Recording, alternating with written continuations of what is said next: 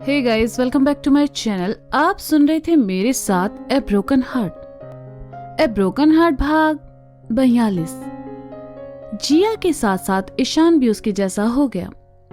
जिया और ईशान दोनों मिलकर सड़क पर गुजरती बसों को देखकर हाथ हिला रहे थे। ये करते हुए उन्हें बहुत मजा आ रहा था।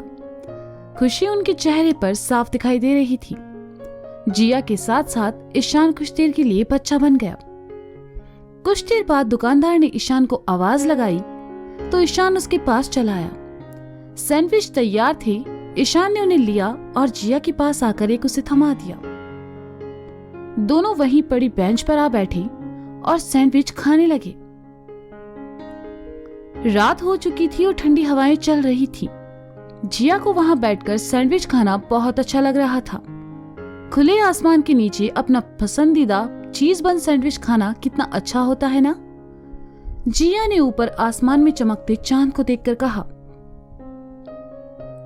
हाँ, मैंने आज से पहले ऐसा कभी नहीं खाया। ईशान ने भी चांद को देखते हुए कहा। ईशान लगभग अपना सैंडविच खत्म कर चुका था। उसने देखा जिया चांद को देखने में बिजी है तो वह जिया की तरफ झुका और उसके सैंडविच का एक टुकड़ा खा लिया। जिया ने देखा तो उसे घूरने लगी। ईशान मुस्कुराया।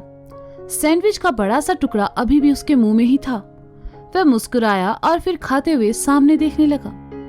ईशान की इस हरकत पर जिया भी मुस्कुरा उठी और सैंडविच खाने लगी। तुमने कहा कि तुमने रेडियो कंपनी को अपने सैंपल भेजे हैं, क्या उसके बाद तुम यहाँ से चले जाओगे? जिया ने एकदम से पूछा। हाँ, जाना तो पड़ेगा। अगर वो मेरे सैंपल्स को पसंद करते हैं तो फिर मुझे उनके साथ काम करने का मौका मिलेगा और ये मेरी लाइफ की सबसे बड़ी अपॉर्चुनिटी होगी, ईशान ने खुश होकर कहा। ईशान के चले जाने की बात पर जिया उदास हो गई। उसने कभी ये सोचा ही नहीं था कि ईशान हमेशा उसके साथ नहीं रहेगा। कभी ना कभी वो चला जाएगा। जिया को चुप देखकर ईशान ने कहा, क्या हुआ, तुम एकदम से खामोश क्यों हो गई?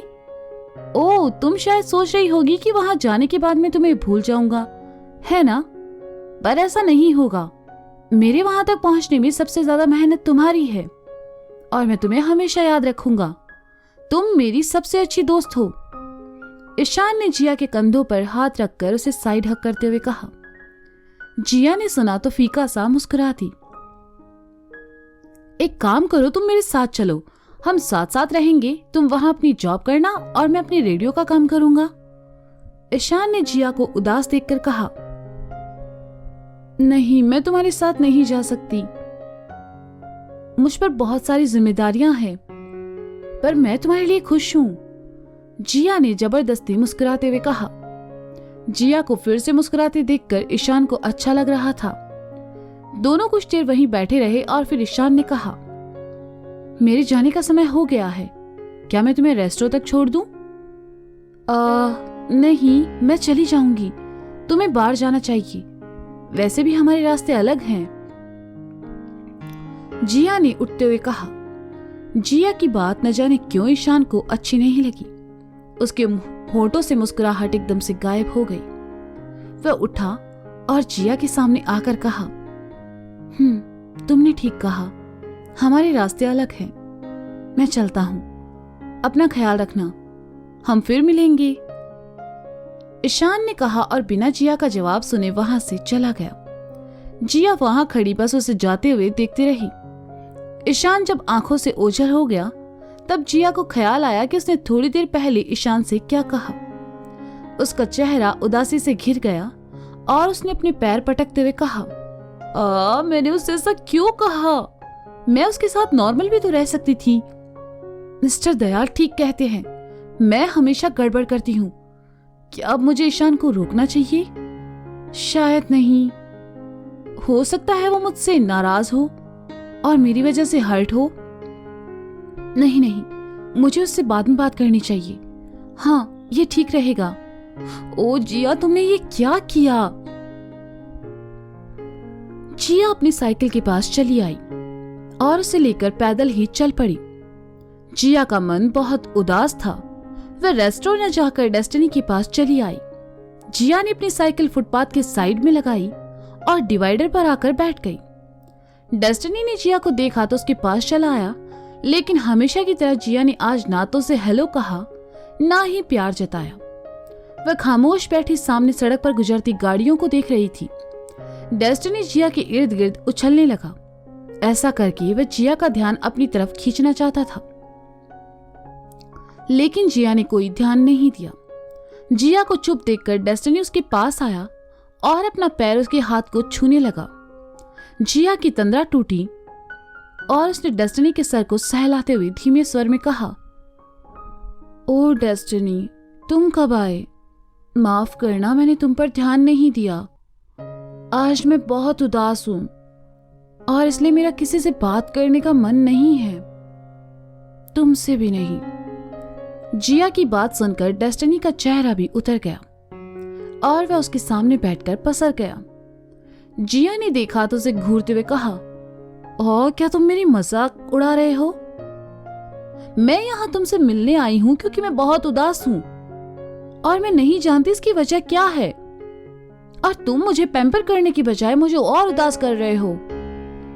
डेस्टिनी ने सुना तो उठकर जिया के पास चला आया और उसका हाथ चाटने लगा। अपने लिए डेस्टिनी का प्यार देखकर जिया का मन पिघल गया और उसने उसे गले लगाते हुए कहा, तुम बहुत प्यारे हो डेस्टिनी, मेरे साथ यहाँ होने के लिए तुम्हारा शुक्रिया। जिया को पहले जैसा देखकर डेस्टिनी को भी खुशी हुई। वह उसके इर्द गिर्द उछलने लगा और फिर थक कर जिया के बगल में बैठ गया। जिया प्यार से उसके मुलायम बालों को सहलाने लगी, जिससे डेस्टिनी को बहुत अच्छा लग रहा था और अपनापन महसूस हो रहा था। कुछ देर बाद जिया ने अपने हाथों को समेटकर अपने घुटनों पर रखते हुए कहा, डेस्टिनी, क्या तुम जानना चाहते हो मैं उदास क्यों हूं? काश तुम बोल पाते तो मुझसे पूछते। खैर, तुम नहीं पूछो तब भी मैं बताऊंगी, क्योंकि इस शहर में एक तुम ही तो हो जो मुझे समझते हो।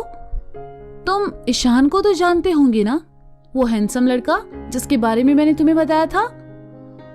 दरअसल वो यहाँ से जा रहा है। कहते हुए जिया ने डेस्टिनी की तरफ देखा। डेस्टिनी भी अपनी छोटी छोटी आंखों से जिया को देख रहा था और उसकी आंखों में इस कहानी को जानने की दिलचस्पी साफ दिखाई दे रही थी।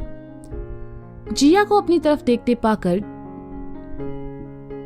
डेस्टिनी भौंकने लगा तो जिया ने आगे कहा, ईशान अपने सपने के लिए शहर छोड़कर दूसरे शहर चला जाएगा। उसके बाद मैं उससे नहीं मिल पाऊंगी। तुम्हें पता है डेस्टिनी, आजकल मैं उससे मिलने के बहाने ढूंढती हूँ। उससे मिलना, उससे बातें करना, उसकी बातें सुनना, उसके साथ वक्त बिताना मुझे बहुत अच्छा लगता है और वो मुझे अपना सबसे अच्छा दोस्त बताता है। और ये जब वो कहता है तो मुझे बहुत खुशी होती है। उसके लिए ये दोस्ती है, पर मेरे लिए ये रिश्ता दोस्ती से भी बढ़कर है। तुम्हें क्या लगता है डेस्टिनी, क्या मुझे इस रिश्ते को कोई और नाम देना चाहिए? बेचारा डेस्टिनी जिया की बातों का क्या जवाब देता। वह बस अपनी आंखें टिमटिमाते हुए उसे देखता रहा और जिया आगे कहने लगी, देखा जाए तो कुछ रिश्तों को नाम देना जरूरी नहीं होता, लेकिन उनका एहसास काफी होता है। कभी कभी लगता है ईशान से मिलने के बाद मैं बदल गई हूं। क्या तुम्हें भी ऐसा लगता है डेस्टिनी? जरूर लगता होगा। अब मैं पहले जैसी नहीं रही।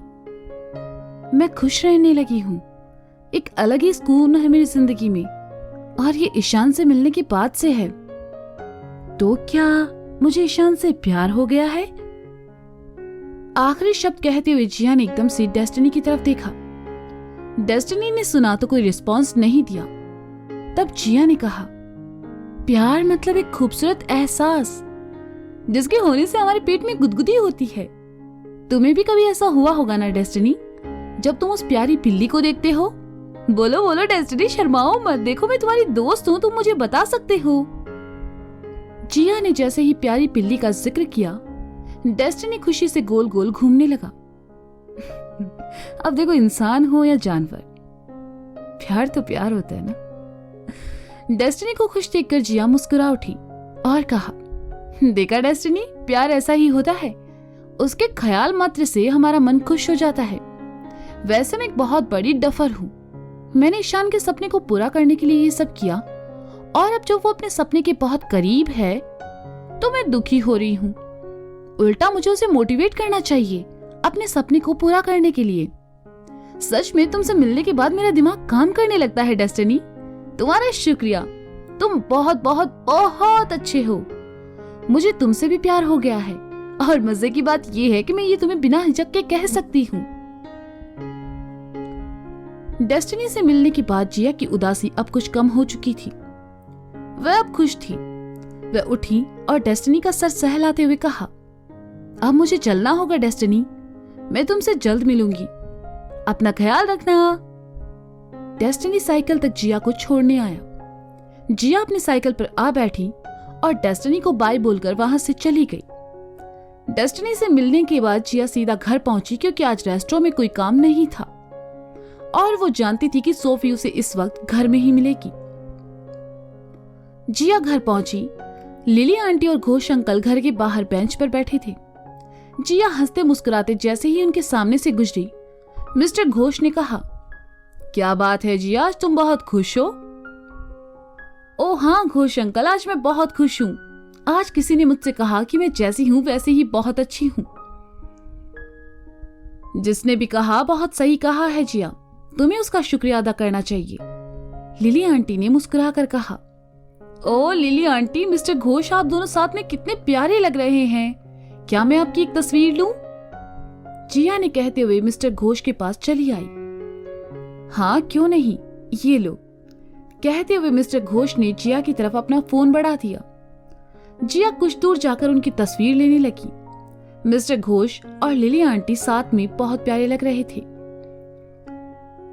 मिस्टर घोष और लिली आंटी की तस्वीर लेते हुए जिया को एकदम से ईशान का ख्याल आया और वह मुस्कुरा उठी। उस तस्वीर में वह घोष अंकल की जगह ईशान और लिली आंटी की जगह खुद को देख रही थी। घोष अंकल ने देखा जिया काफी टाइम से वहीं खड़ी है और मुस्कुरा रही है तो उन्होंने जिया को आवाज देकर कहा, अरे जिया, वहां क्या कर रही हो? यहाँ आओ, क्या हमारी तस्वीर अच्छी नहीं आई?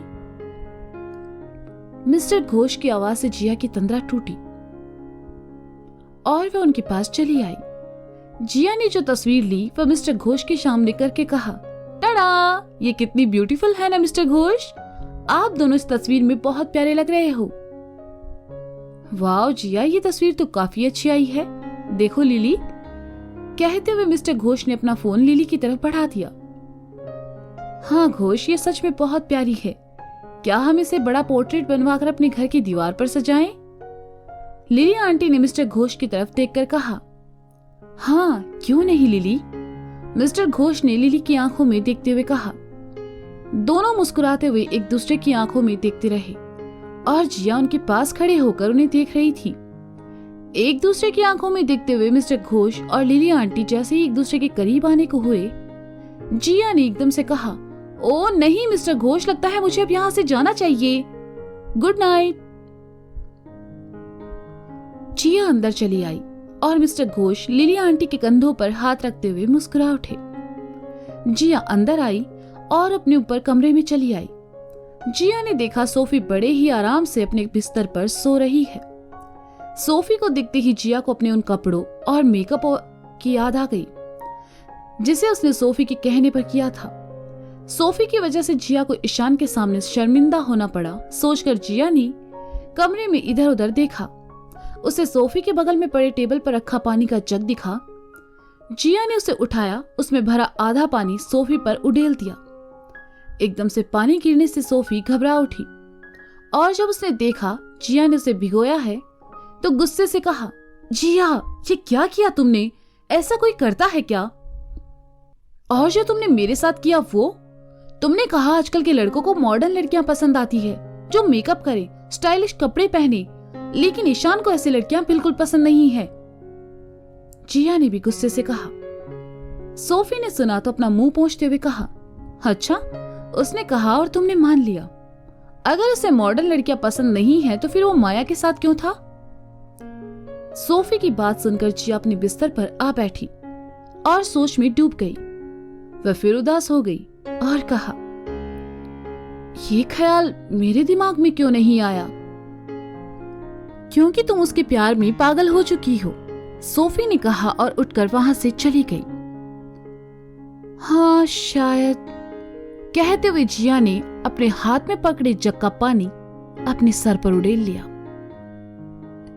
तो दोस्तों ये था ए ब्रोकन हार्ट भाग 42। इसका अगला भाग आप जल्द ही सुनेंगे मेरे साथ। तब तक के लिए शुक्रिया, बाय बाय, अपना ख्याल रखें और हाँ, सुनते रहें ए ब्रोकन हार्ट मेरे साथ। Bye bye.